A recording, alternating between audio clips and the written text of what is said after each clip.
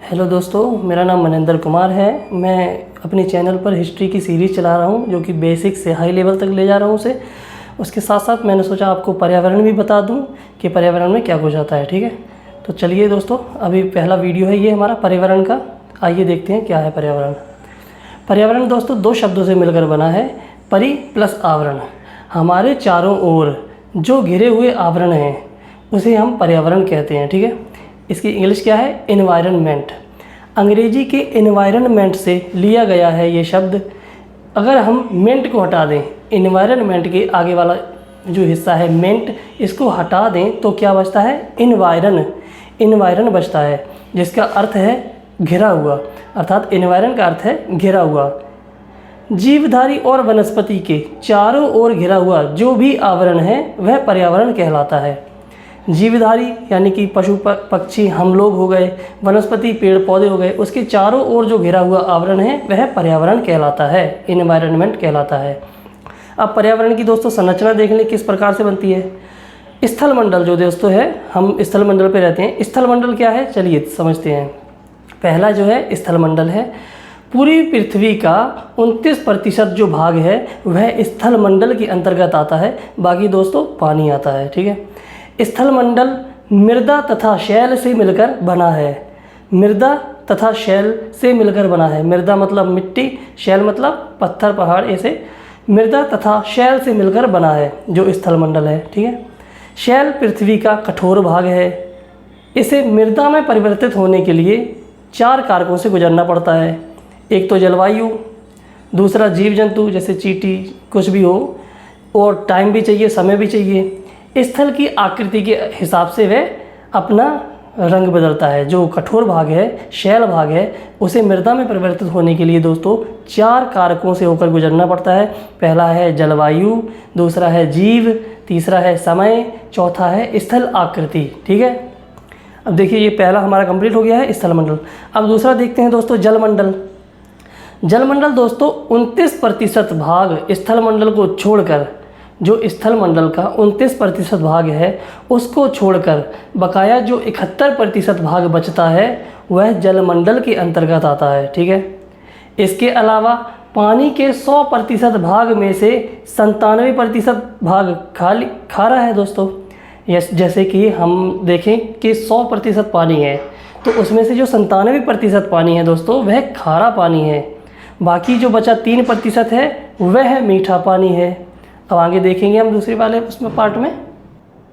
जलमंडल का जो 3% भाग है दोस्तों, उसमें से भी मनुष्य योग्य पीने योग्य पानी 2% पानी ग्लेशियर में बर्फ़ में जमा हुआ है, और बचा 1% पानी उससे भी कम यानी कि 0.97% पानी मनुष्योपयोगी है।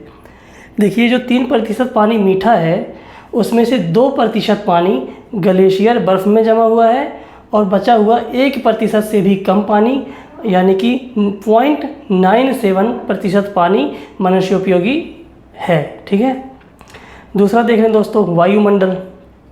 तीसरा देख लें वायुमंडल को। तो यहाँ पे दोस्तों सर्वाधिक नाइट्रोजन की मात्रा पाई जाती है। नाइट्रोजन जो गैस है वायुमंडल में वह सर्वाधिक पाई जाती है, जो कि 78.084% पाई जाती है। उसके बाद ऑक्सीजन पाई जाती है 20.99%, आर्गन 0.93%, कार्बन डाइऑक्साइड सबसे भारी गैस है ये कार्बन डाइऑक्साइड, और नियोन पाई जाती है, हीलियम पाई जाती है, ओजोन पाई जाती है, हाइड्रोजन पाई जाती है जो कि सबसे हल्की गैस है, और क्रिप्टॉन पाई जाती है। ठीक है, वायुमंडल में टोटल 9 गैसें पाई जाती हैं, जो कि नाइट्रोजन सर्वाधिक मात्रा में पाई जाती है और सबसे कम क्रिप्टॉन पाई जाती है। ठीक है, सबसे भारी गैस जो है कार्बन डाइऑक्साइड पाई जाती है, और सबसे हल्की गैस हाइड्रोजन पाई जाती है। अब दोस्तों वायुमंडल की जो परतें हैं उन्हें भी देख लें हम। वायुमंडल के अंतर्गत जो परतें हैं, 5 परतें आती हैं दोस्तों, उन्हें देख लें। 5 परतें हैं जो दूरी के हिसाब से बांटी गई हैं। आगे देखिए, पहली जो परत है वह क्षोभ मंडल है। क्षोभ मंडल पहली परत है, पृथ्वी से 8 किलोमीटर की ऊंचाई पर है दोस्तों, और लगभग 18 किलोमीटर तक इसे माना जाता है। परंतु औसतन अगर पूछा जाए तो 12 किलोमीटर से लेकर 16 किलोमीटर के बीच यह पाई जाती है। जो वायुमंडल की परत है क्षोभ मंडल, वह अगर औसतन पूछा जाए तो 12 किलोमीटर से लेकर 16 किलोमीटर के बीच पाई जाती है क्षोभ मंडल। ठीक, तापमान प्रति 1 किलोमीटर तक इसमें घटता है 6.4 डिग्री सेल्सियस। ठीक है, जो क्षोभ मंडल है इसमें दोस्तों जो तापमान है प्रति 1 किलोमीटर पर घटता है कितना, 6.4 डिग्री सेल्सियस। इसमें दोस्तों सभी मौसम संबंधी घटनाएं होती हैं, जैसे आंधी, तूफान, बरसात, जो कि क्षोभ मंडल में ही होती हैं। ठीक है, कितने से कितने, 12 से 16 किलोमीटर औसतन अगर पूछा जाए तो। ठीक, वायुमंडल की पहली परत दोस्तों क्षोभ मंडल थी। अब दूसरी परत को देख लें। ये दूसरी परत है समताप मंडल। ये दोस्तों 18 से 50 किलोमीटर तक है। इसकी जो लेंथ है 18 से 50 किलोमीटर तक है समताप मंडल की। इसमें दोस्तों मौसम संबंधी कोई भी घटनाएं नहीं होती हैं। इसी कारण यहाँ पे दोस्तों हवाई जहाज़ उड़ते हैं। ठीक है, 15 से 35 किलोमीटर के बीच ओजोन परत पाई जाती है। समताप मंडल में 15 से 35 किलोमीटर के बीच ओजोन परत पाई जाती है, जो सूर्य से आने वाली पराबैंगनी किरणें होती हैं दोस्तों, अल्ट्रावायोलेट किरणें होती हैं जो दोस्तों वो पृथ्वी तक आने में रोकती हैं। ठीक है, ऊपर जाने पर तापमान इसमें बढ़ता है। अल्ट्रावायोलेट रेज, पराबैंगनी किरणें, जो ओजोन परत है वह समताप मंडल में 15 से 35 किलोमीटर के बीच पाई जाती है। ओजोन परत को नुकसान कौन कौन पहुंचाता है दोस्तों, CFC, क्लोरोफ्लोरोकार्बन, जो फ्रिज और AC में निकलती है। ठीक है, मतलब कि ओजोन परत को हम ही लोग नुकसान कर रहे हैं क्लोरोफ्लोरोकार्बन के द्वारा, जो कि फ्रिज और AC को यूज़ करके। तीसरा दोस्तों मध्यमंडल है। ये वायुमंडल का परत जो है उसका तीसरा मध्यमंडल है। ऊपर जाने पर तापमान इसमें बढ़ता है।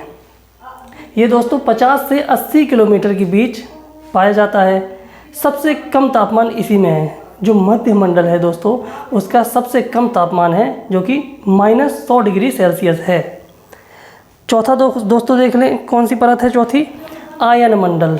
80 से 640 किलोमीटर के बीच है ये दोस्तों। जो आयन मंडल है वह वायुमंडल की चौथी परत है दोस्तों, जो कि 80 से 640 किलोमीटर के बीच है। पृथ्वी से जो भी रेडियो तरंगें जाती हैं, आयन मंडल में पृथ्वी से जो भी रेडियो तरंगें जाती हैं दोस्तों, ये पृथ्वी पर वापस भेजता है। ठीक है, तापमान इसमें बढ़ता है। ऊपर जाने पर तापमान इसमें बढ़ता है। पांचवा दोस्तों जो अंतिम है दोस्तों वायुमंडल की परत, पांचवा बाह्यमंडल। इसमें दोस्तों जो पृथ्वी से उपग्रह छोड़े जाते हैं, सभी उपग्रह इसी मंडल पर जाते हैं। ठीक है, जो बाह्यमंडल है पृथ्वी से छोड़ने वाले उपग्रह सभी इसी पर जाते हैं। इसकी दूरी 640 किलोमीटर से और ऊपर तक है। ठीक है, ऊपर जाने पर इसमें भी तापमान बढ़ता ही है। तो देखा जाए तो दोस्तों जो समताप मंडल है उसमें भी तापमान बढ़ रहा है, मध्य मंडल है उसमें भी तापमान बढ़ रहा है, आयन मंडल में भी तापमान बढ़ता है, बाह्य मंडल में भी तापमान बढ़ता है। जो क्षोभ मंडल है दोस्तों, वायुमंडल की प्रथम परत जो है क्षोभ मंडल, उसमें तापमान घटता है नीचे आने पर। कितना घटता है दोस्तों, 6.4 डिग्री सेल्सियस, 6.4 डिग्री सेल्सियस, हाँ 6.4 डिग्री सेल्सियस बढ़ता है, घटता सिर्फ उसी में घटता है। ठीक है, वायुमंडल की दोस्तों हमने पांचों परतों को पढ़ा। इसके बाद दोस्तों जो चौथा मंडल है वो जैव मंडल है। अब जैव मंडल में देखें क्या कुछ है, स्थल मंडल जो है दोस्तों और जल मंडल है। स्थल मंडल और पूरा का पूरा जल मंडल, ये दोनों मंडल जैव मंडल के अंतर्गत आते हैं। जैव मंडल दोस्तों है क्या, इसमें ही स्थल मंडल है और पूरा का पूरा जल मंडल भी इसी में है, जैव मंडल के अंतर्गत आते हैं। लेकिन वायुमंडल का केवल निचला भाग, जो कि समुद्र तल से ऊपर 6000 मीटर और नीचे 200 मीटर तक भाग जैवमंडल में लिया जाता है। जैवमंडल में दोस्तों कौन कौन सा भाग लिया जाता है, एक तो पूरा का पूरा स्थल मंडल और पूरा का पूरा जलमंडल। ठीक है, 29% स्थल मंडल जो है, 71% जलमंडल जो है वो पूरा का पूरा जैवमंडल के अंतर्गत आता है। और वायुमंडल का जो निचला भाग है 6000 मीटर तक ऊपर और 200 मीटर तक का भाग लिया जाता है। ठीक है, जैवमंडल में लिया जाता है। अब पर्यावरण संरक्षण के लिए प्रयास देखने की कौन कौन से किए, ये अंतर्राष्ट्रीय स्तर पर हैं दोस्तों। एक है स्टॉकहोम सम्मेलन। स्टॉकहोम सम्मेलन, ये दोस्तों 5 जून 1972 ईस्वी में स्वीडन में किया गया था। इसमें जलवायु परिवर्तन में सुधार करने के लिए दोस्तों किया गया था, ठीक है। और 5 जून 1973 ईस्वी से पर्यावरण दिवस मनाने की घोषणा की गई, जो कि मनाया भी जाता है 5 जून को, ठीक है। ये 5 जून 1973 ईस्वी से स्टार्ट हुआ है। इसी सम्मेलन में दोस्तों UNEP की स्थापना हुई, यूनाइटेड नेशन एनवायरनमेंट प्रोग्राम, ठीक है, बनाने की घोषणा हुई। लेकिन इसका मुख्यालय केन्या की राजधानी नैरोबी में रखा गया। तो UNEP यानी कि यूनाइटेड नेशन एनवायरनमेंट प्रोग्राम का मुख्यालय कहाँ है दोस्तों? केन्या की राजधानी नैरोबी में है। दूसरा दोस्तों अंतर्राष्ट्रीय स्तर पर कौन सा है पर्यावरण संरक्षण? मॉन्ट्रियल संधि, ठीक है। ये 16 सितंबर 1987 ईस्वी को की गई थी। दोस्तों ये 16 सितंबर को ओजोन दिवस मनाया जाता है, तो 16 सितंबर 1987 ईस्वी से ही ओजोन दिवस मनाने की घोषणा की गई। तो दोस्तों इसमें ओजोन का संरक्षण किया गया। क्यों किया गया? क्योंकि अंटार्कटिका में ओजोन में छिद्र होने के कारण मॉन्ट्रियल जो है वहाँ पर एक सम्मेलन बुलाया गया था, ठीक है। 16 सितंबर 1987 को मॉन्ट्रियल में एक सम्मेलन बुलाया गया था, किसके लिए? ओजोन का संरक्षण करने के लिए। और 16 सितंबर 1987 से ही ओजोन दिवस मनाने की घोषणा, जो कि मनाया भी जा रहा है, ठीक है। अब तीसरा देख लें दोस्तों, पृथ्वी सम्मेलन है, जो कि 1992 ईस्वी में हुआ था। पृथ्वी सम्मेलन 1992 ईस्वी में हुआ था। कहाँ? रियो डी जेनेरियो में, ब्राज़ील में, ठीक है। इसे रियो सम्मेलन भी कहते हैं। इसमें 2 मुख्य काम किए गए, जो दोस्तों आगे वाले उसमें देखेंगे, ठीक है। पृथ्वी सम्मेलन में दोस्तों दो संस्थाएं खुली, जो कि UNFCCC और दूसरा COP, ठीक है। UNFCCC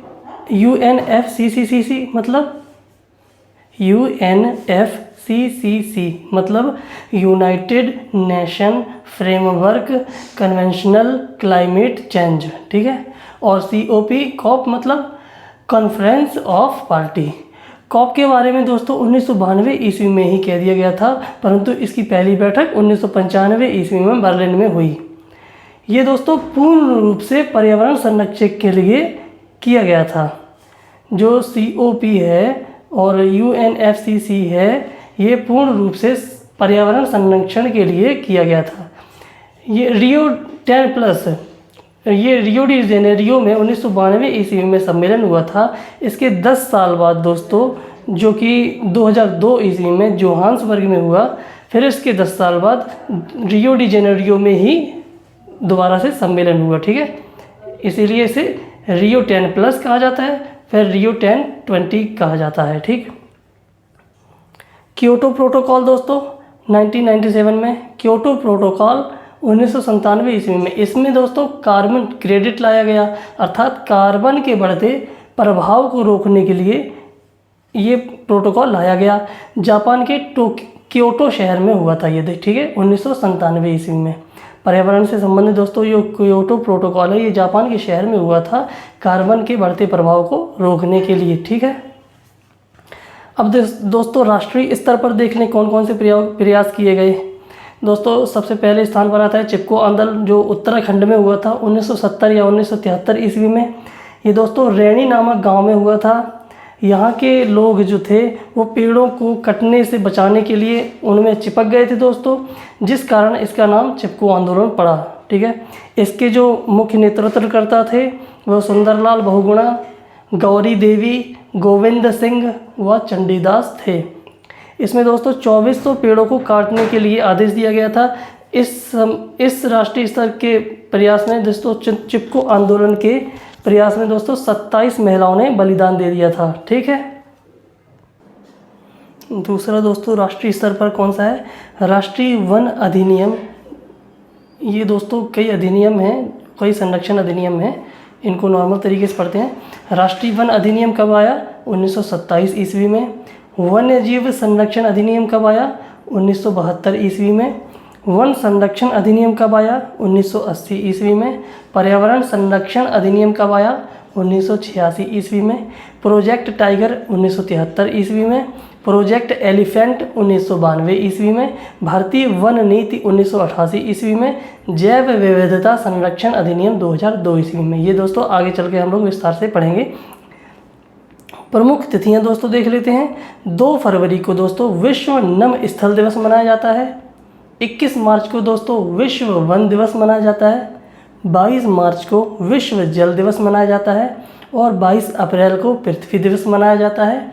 22 मई को जैव विविधता दिवस मनाया जाता है। ठीक है, 22 मार्च को विश्व जल दिवस, 22 अप्रैल को विश्व पृथ्वी दिवस, 22 मई को जैव विविधता दिवस मनाया जाता है। 5 जून को तो आपको पता ही होगा पर्यावरण दिवस मनाया जाता है और 16 सितंबर को ओजोन दिवस मनाया जाता है। अब दोस्तों आगे बढ़ते हैं, देखते हैं कि जैव विविधता क्या है। ठीक है, जैव विविधता दोस्तों किसी विशेष क्षेत्र जहां मनुष्य, जानवर, पेड़ पौधे, जीव जंतु रहते हों उसे पारिस्थितिकीय तंत्र कहते हैं, इकोसिस्टम कहते हैं। पारिस्थितिकीय तंत्र, इकोसिस्टम कहते हैं। और इसी पारिस्थितिकीय तंत्र में ये जीव, पेड़ पौधे व मनुष्यों को जैविक घटक कहते हैं और इन सब में अलग अलग विविधताएं पाई जाती हैं। इसी को हम जैव विविधता कहते हैं। जैव विविधता दोस्तों किसे कहते हैं कि किसी विशेष क्षेत्र जहां मनुष्य, जानवर, पेड़ पौधे, जीव जंतु रहते हों और उसे पारिस्थितिकीय तंत्र कहते हैं।